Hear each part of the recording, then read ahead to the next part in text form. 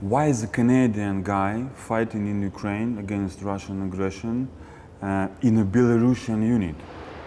Well, I can't speak for all the Canadian fighters that are in Ukraine because there's a lot of them, but the reason I'm there is I despise dictators, and I don't think anyone should have to live under a dictatorship.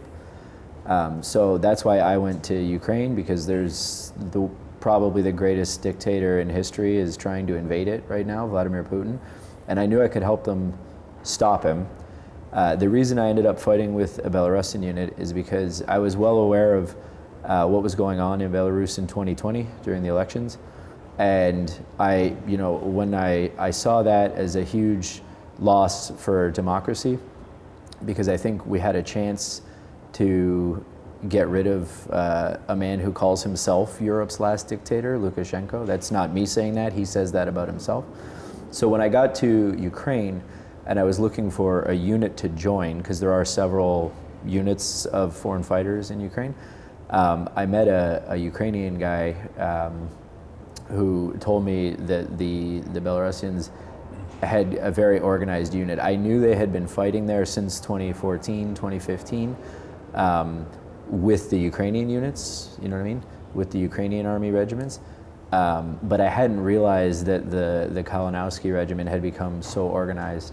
So when I went to meet their officers that are in charge, I already wanted to fight with them because I knew that they're true believers the way I am, and I didn't actually have to explain they never asked me, like, why do you want to join the unit? I just showed up and said, I want to help Ukraine defeat Putin, and then I want to help you guys take your country from Lukashenko. So that's why I ended up there. I guess you could just say I was already a true believer when I got there, and then when I met them, it was a very easy decision to make. Tell us a little bit about yourself. Do you have military experience in Canada? Yes, quite a bit actually. I was in the Canadianarmy for 15 years as an infantry officer, and I had deployed and worked with the Ukrainians after February of 2022. I was in part of the advise and assist mission that the international community put together in the opening weeks of the war. So I had already worked with them before that as well in Canada. I didn't just show up in Ukraine there's a lot of Westerners and a lot of even fighters that had been in NATO militaries who had spent time in the military, but I don't think they understood the nature and the seriousness of this conflict the way that I did. So after almost a year of watching them fight and watching the international community struggle to figure out how to respond, I just decided that I knew that I could help. I was already talking to Ukrainians in Ukraine while they were being invaded, guys in the military, and I knew that as long as I got there, I didn't know what I'd end up doing, but I knew that I could help. So you've been serving for 15 years as an since infantry, 2008, infantry officer in Canada, and after you left the army in Canada, and before you joined the war in Ukraine, what was you doing? What was your occupation? It was a very short period. I left the Canadian military on March 31st of 2023, and I was 2023. Yes, yeah.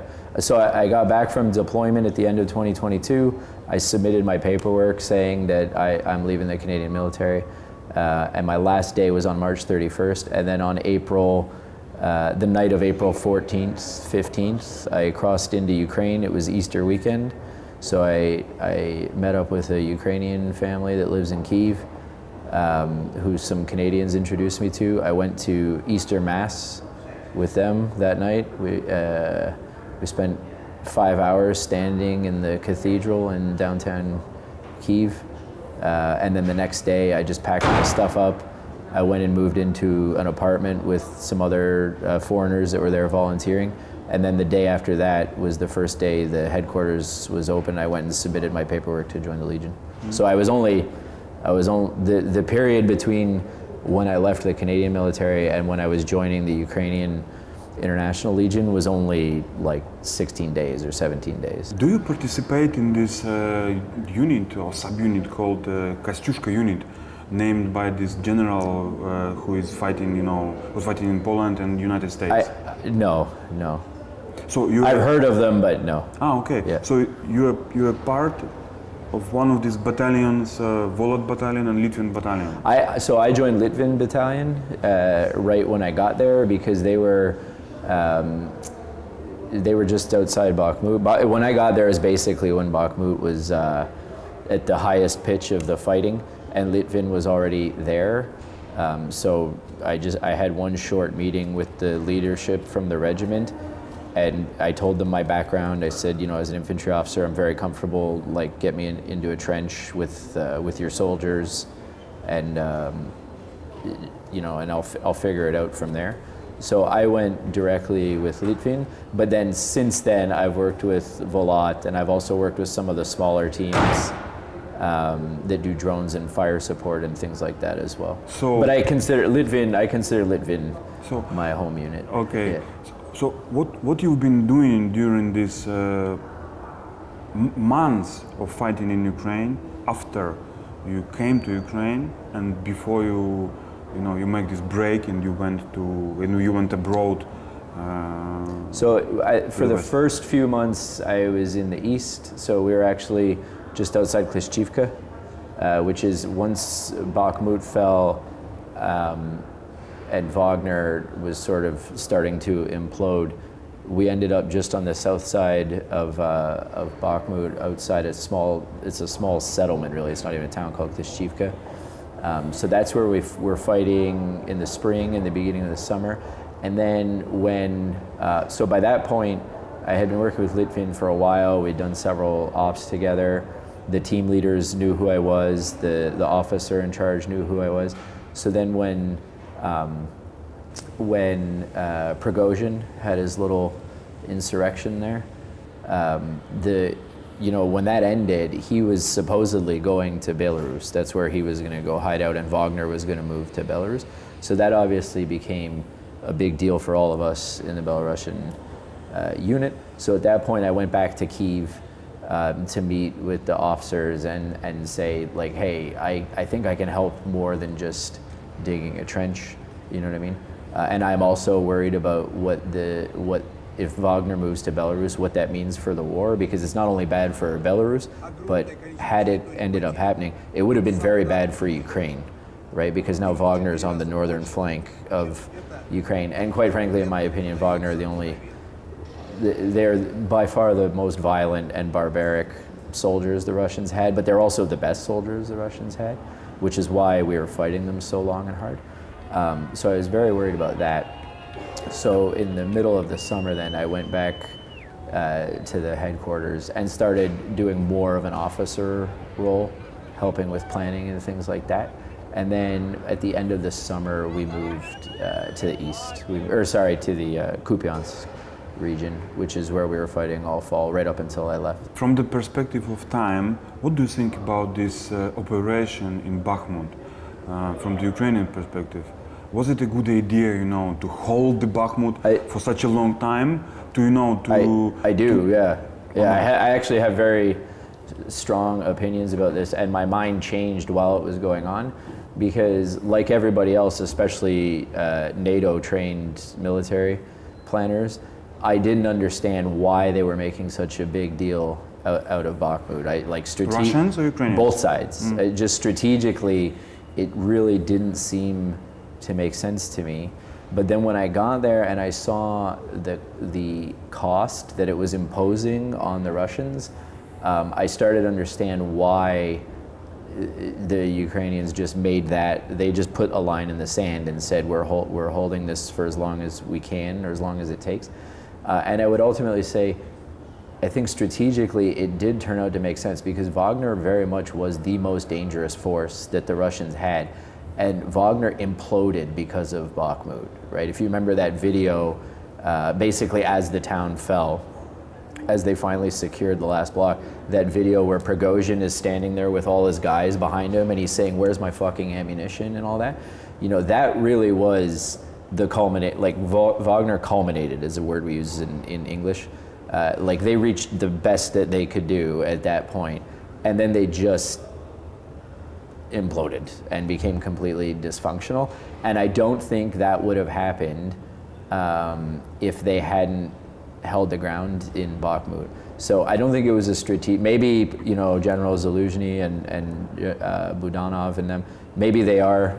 Maybe that was their plan all along. I don't know. But ultimately, the good news is 6 months later, a year later, we're not fighting Vagner anymore. There are no Wagner then. And hopefully they don't come back. And I think also, Wagner's role in the first half of the war, they were supposed to be trainers and advisors, and basically they were supposed to be helping produce more Russian soldiers. They were not supposed to be doing the fighting themselves. But because the Ukrainians decided we're making this stand here, they forced Wagner to come fight them. And now the Russians have lost the capability of using those all those guys that had experience in Syria, experience in Africa. Those guys aren't making more of themselves, and more Russian soldiers. So I think that, when I was standing in a trench last May, I thought it was stupid. I was like, this is dumb. But then fast forward 6 months later, now we don't have to worry about Prigozhin anymore. But we are Belarusians, we have to worry about some Wagner fighters, because the part of them they are back to Africa. Yeah. But some of them, they're still in Belarus. Yeah. They're training Belarusian Lukashenko forces. Yeah. Do we have to worry about them? I think so, yeah. Yes, I do. I wouldn't be super worried until you saw another leader kind of start to consolidate power, because the real thing that kept Wagner together was the force of Prigozhin's personality. I don't think they're very organized without him, but if you started to see another guy like that, who was essentially a mercenary leader, come into power, especially if he was using Belarus as his base, as his stronghold, then I think not you and I would have to worry, the world needs to worry, because I don't think the average person who only knows this war from reading it in the New York Times, they don't realize how dangerous and evil Wagner was, So I would say that is a huge threat to, regional stability in Eastern Europe and the Middle East and Africa, because that was Prigozhin's plan, was to destabilize all those areas. And the people who think like him, there's lots of them still around. Luckily, they're not very organized or smart, but they are still around. What was your first contacts with Belarusian fighters in Ukraine? When you came to this unit, when you came to some positions or to base, how it looks like? Your first talks? Yeah, jokes? The first day, there was me and one other guy. We drove out to their kind of, where they lived. And we met for maybe an hour. And we had, we had to struggle through language barrier and stuff like that. And then they said, we're going to the range tomorrow and then deploying the day after. Are you coming with us? And we were like, heck yeah, we're coming with you. So we went to the range for one day. We all shot together. And then the next day we were on the top of a BMP riding to the trenches. And then that was the rest of the spring right there. That's, and it was, I would say, it was a very good experience, because, most people who have never really soldiered don't realize soldiering is actually something that you bond very quickly. You know what I mean? No regard, even if you don't speak the same language, you know what I mean? If you're trying to stay awake at night and some guy who only speaks Belarusian brings you a cup of coffee, you're immediately friends. You know what I mean? You don't need to speak the same language. And then over time, you earn each other's trust, and you have a lot of you start thinking the same way, and so I would say the first couple ops I did were all that. They're exciting and fun, and I felt like I was immediately accepted. I didn't really feel like they weren't treating me like I was an outsider or anything. Just the fact that I was there was good enough. And then maybe a few weeks after that, the counteroffensive started for real. And then we actually started to take ground towards Klishchivka, and then eventually we did take Klishchivka. So it was a very positive experience. And as I said before, I've been doing this a long time. I've been doing this my entire adult life. 22-year-old soldiers are all basically the same. They're cold and tired, and they're not really sure what's going on, but you know, they like doing their job, you know. So, and I was very comfortable being with them. What are Belarusians like? Do you feel any differences in, you know, character, psychology between Ukrainians and Belarusians in Ukraine? Yeah, there's some, like, I very much feel, actually you should divide that group even further, because there's the Belarusians that have come to Ukraine to fight since February of 2022, but then there's several guys who have been there for years before that, since 2014, 15, 16, and they're kind of like three different groups. So the guys that have been there a long time, it's not new to them. Like, the war is not new to them. It was new to Westerners in February of 2022, but it wasn't new to them. And that's a very different mindset than the Belarusians that have come there since February of 2022, because everything is kind of the first time they're experiencing it, right? Most of them were not soldiers beforehand. It's a lot of IT professionals or guys that had normal jobs. So the Belarusians that have been there a long time are actually more like the Ukrainians. Like, they kind of understand, like, they understand how the Russian army fights, and they understand what's at stake and how serious things can get and how quickly things can get very dangerous. Whereas the Belarusians that have come just in the last 2 years, it's slightly different mentality because they don't have that experience. And the other thing I would say is, you know, the Ukrainians are fighting for their lives and for their country. The Belarusians are very much aware, like, this is just the first fight. Once this fight's over, they got to take their country as well. So they think in a much longer term, you know what I mean? Like, you can tell when you talk to them, like, they're planning further out. They think, like, they understand this is how their life is going to be for a long time. So their level of commitment is extremely high. Not to say that the Ukrainian level of commitment isn't extremely high, but there is a slight psychological difference between knowing this is just the first war. There's another war coming after it. Do you remember any interesting or curious or funny situations, you know, regarding your colleagues from the Kalinouskiy regiment?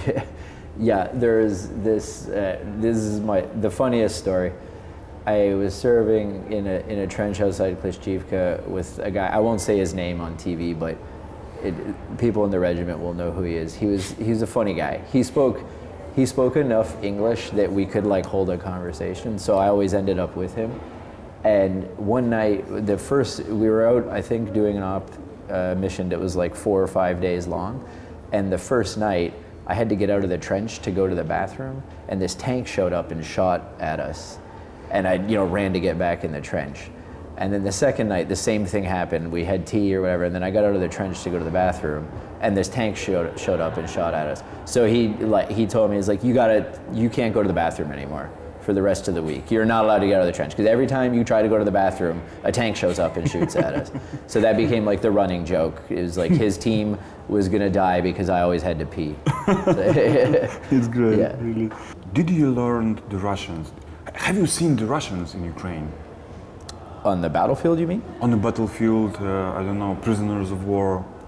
Yeah, you've seen them, but you don't see them as much as you'd think. You see them through drones all the time, but quite frankly, they don't.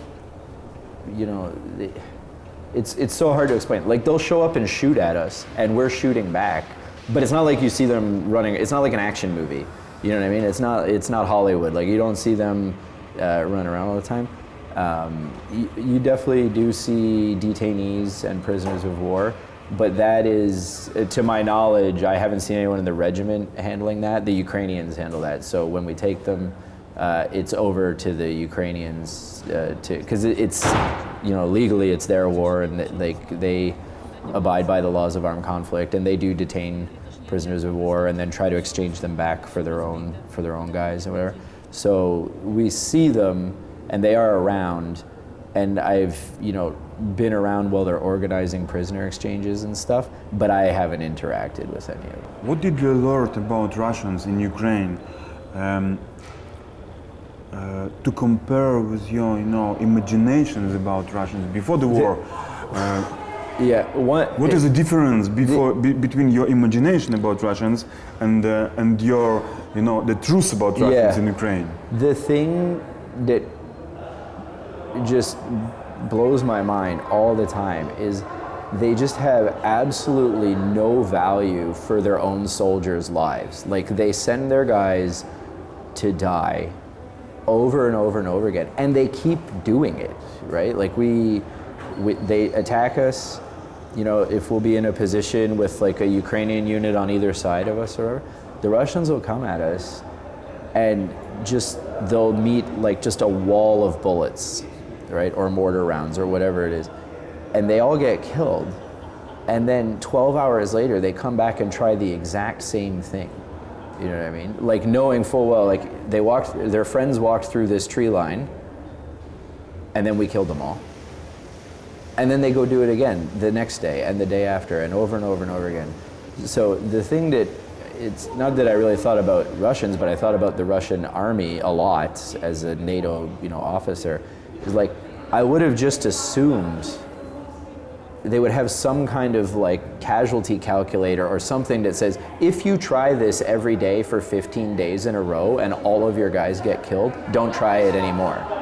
But they just keep trying it. They just keep doing it. And we make fun of it in English, the human wave attacks, where they throw waves of bodies at things. But that's not us making it up. They actually do that. And I just can't, as a military leader and officer and thinker, just imagine telling a platoon of soldiers, you're just going to run over there and get killed. Like, we know you're going to get killed. Every platoon that's gone before you for the last week has gotten killed. Eventually you would think, like, even if you don't respect the lives of your soldiers, like, that's how you lose a war. You know what I mean? So that is the one thing that it never ceases to amaze me, how they just don't value the lives of their soldiers. The leaders just don't value the lives of their soldiers. And I can't imagine being in an army like that. Like, who would want to fight for that, I think that the strategy of Ukrainian generals, at least during the last few months, was to make as much losses for Russians as it possible, maximum losses. Yeah. So they we call will it be imposing not able, cost in English. So they will be not just that Putin will see on calculator that there are 500,000. Okay, we will stop. No, not about that. It's about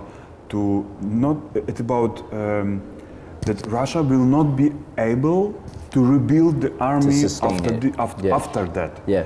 Do you think it is effective in the perspective of the next months and years? It depends what you mean by effective. I think that, like, long term it is effective, because if you force your enemy to overcommit resources to a fight, it lessens his ability to fight in the future, whether it's fighting you or fighting someone else. So long term, it is effective.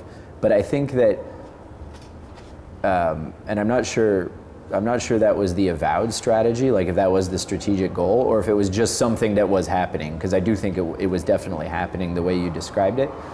I would say, at least amongst policymakers in places like Washington and London and whatnot, there is this mistaken idea that if the Ukrainians continue to impose this kind of cost on their human resources, that it will somehow sap the political will in Russia to continue fighting. It doesn't work. Like, if you kill enough Russian soldiers, Russian mothers will go confront their political leaders and say, please end this war, we don't want our sons to die. I just don't believe that's true. I don't think it's happening.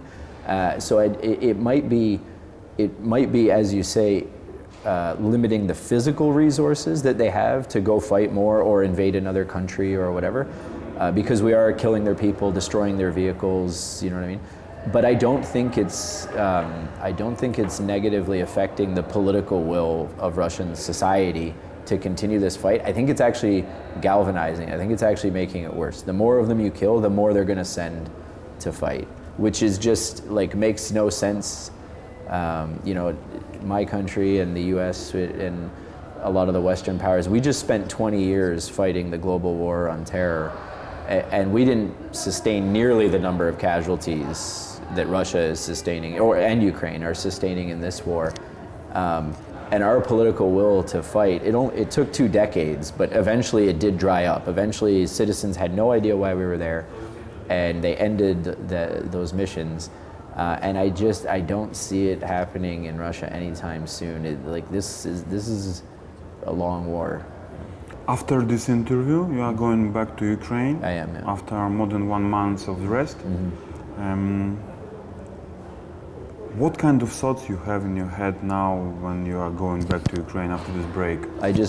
I really want to get back on the ground and see what my team is doing and how they're doing, where they're fighting, because you know I do feel guilty that I can leave the country. Like I wanted to, you know, see my family, see my wife and whatnot, but like they couldn't leave. Like they're right. I'm not exactly sure where they are right now because of operational security, but they're still there fighting, you know, and it's February in Ukraine. Like it's winter, it's cold. So as soon as I get back, I just want to find out where they are, what they're doing, and get back with them because I should be there helping them. Yeah, I know that except you are fighting, you are sacrificing your time, energy, your knowledge, your life, but not. But you also trying to organize some support for Ukraine. What do you want to tell to the world, to the people in the West who are tired about the war news after 2 years? How we can, you know, mobilize the public opinion again when we see the troubles on the front line? Yeah. We see that United States, they are still blocking this huge package of support for Ukraine. I will answer your question, but I just want to clarify something about that. There is a very small block of politicians in America who are making it impossible for the funding and the military support to continue to Ukraine right now. And it's very small. I think it's maybe 10 or 12 congressmen. I don't believe they represent American. I mean, MAGA, Make America Great Again. Well, they're Republican faction. senators, yeah. And I don't want to, as a military officer, I try really hard to not get like comment on politics because that's not my job. But we're speaking about, you know, yeah, but people, I do think America is still behind Ukraine. The support will come.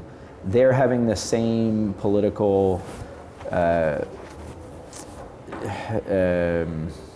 You know how in English, whenever one politician doesn't like what another politician's doing, they always say like, oh, he's playing politics with Ukraine, or he's playing politics with this or that.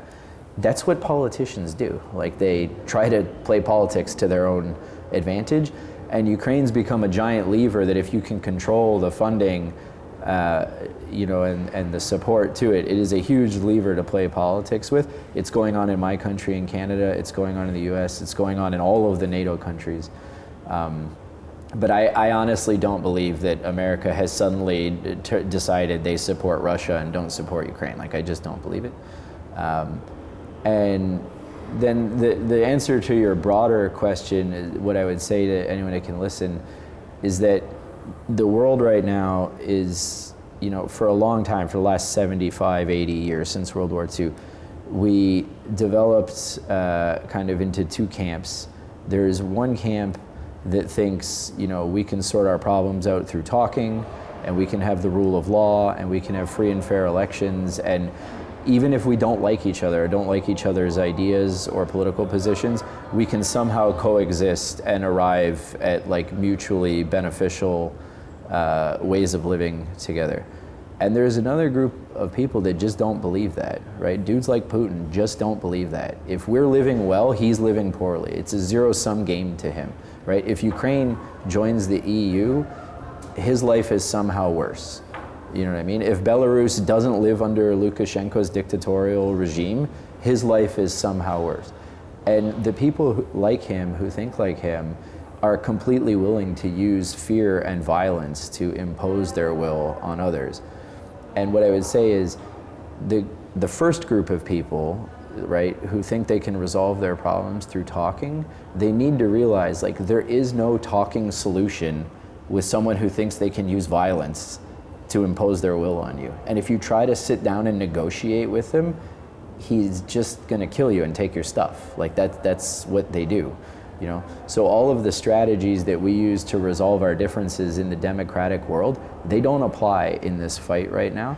And the world's dictators have seen, like, the international community starts to break down when they're confronted by someone like from the second group, someone like Putin. And my fear is that, you know, you're gonna start to see copycats like him popping up all over the world. We're already seeing, you know, like Hamas thinks like him, right? And the Houthis think like him, right? And I'm sure they felt emboldened by watching the world crack under the pressure of supporting Ukraine, you know. And they're just they're the low-level players. They're not Iran. They're not Xi Jinping. You know what I mean? There's real forces of evil and violence that are coming for us. And if you live comfortably in Western Europe or the US or Canada, I might sound like a conspiracy theorist or extremist or whatever, but I would say, like, use your own eyes. Just look at the evidence. You know, like, this war is not going away. It's only getting worse. And I fully believe there's another war going to start in 2024. And, you know, we have to, like, show some leadership and some courage to stand up to, you know, people in that group that think it's okay to use violence to impose your own anti-human agenda on others, you know. And that's why everyone was so shocked in February of 2022 when the Ukrainians stood up to them. Like we were all, like, I don't know what it was like here in Poland, but I know in Canada, the news story wasn't Ukraine stands up to Russia. It was like, oh my God, they're actually doing it, and they're winning, and they're beating them back, you know. So sorry, it's a long-winded answer, but that's, yeah. Do you think that Ukraine can still win? Absolutely. For us Belarusians, it's also important. Yep. Because we don't see possibility to liberate Belarus, to bring back democracy, rule of law, normal life in Belarus, if Putin will, you know, occupy Ukraine. You know how the Kalinouskiy fighters, they're saying, we're liberating Belarus by liberating of Ukraine. Yes. Do you think it is possible? Absolutely do. I think that's why I'm going back. And not only do I think it's possible, I think it's imperative. Like, they have to win. And I would also say, and I hope my Belarusian friends back in Ukraine don't get mad at me for saying this, but I also thought, like, Ukraine has to win so that Belarus can eventually be free. I'm starting to think it might need to be the other way around. You know what I mean? Like, the Belarusian election is next year. Svetlana Tikhanovskaya already proved that, you know, if given the chance, Belarusians will vote, will, like, demand the rule of law and their own dignity. And I think that if Putin saw that, you know, he, in military terms, he was heavily reliant on the territory of Belarus to launch his invasion, right? So if you think back to 2020, if 2020 had come out different, if Svetlana or her husband was in Lukashenko's chair right now, I don't think Russia would have been able to launch its invasion. They may have ramped up operations in Donbass and Crimea in the east and whatnot, but they wouldn't have been able to flank Kyiv from the north and then send a convoy all the way down to Kyiv. So, you know, it's not to say that I don't think it might go Ukraine first, then Belarus, but it might be the other way around as well. If you want to contain Russia's ability to project force into Europe, you know, Belarus is a key piece of that. You might actually need to, you know, remind Belarusian citizens it's like a huge part of the problem and why Russia can threaten, you know, the free world so much is because he just treats their country as his playground. You know what I mean? Like, he just relies, he's like, yeah, I'll just send an entire army group to hang out in Belarus for 3 months while we get ready for this invasion, you know? So military, where the point where politics meets military strategy, I would say, had our politicians in the NATO countries realized in 2020 is like, if we can figure out how to coerce Lukashenko to recognize that he lost the election, you might be stopping a Russian invasion. Oh, I mean, you would have been stopping a Russian invasion. We have to start explaining it in those terms so that, your average newsreader understands them, and why you can't just see like, oh, another revolution in some country far away that I don't even know where it is on the map. Like, this stuff really matters, David, at the end, I want to thank you that you came from the other side of the world to defend Ukraine, side by side with my friends, with my colleagues, my brothers, Belarusians, warriors who are fighting for Ukraine. And you know that Canada, it's also important for Belarusians. It's a home, it's a second home for many Belarusians, migrants, since the 100 years and the time after the World War II and so on. And I knew some Belarusians from Canada who are supporting Kalinouskiy regiment with donations, for example. So thank you for that, and I hope to see you soon again, maybe in Warsaw, maybe in Ukraine. Of course. Thanks a lot. Thank you. See you, man. Good luck. It's good.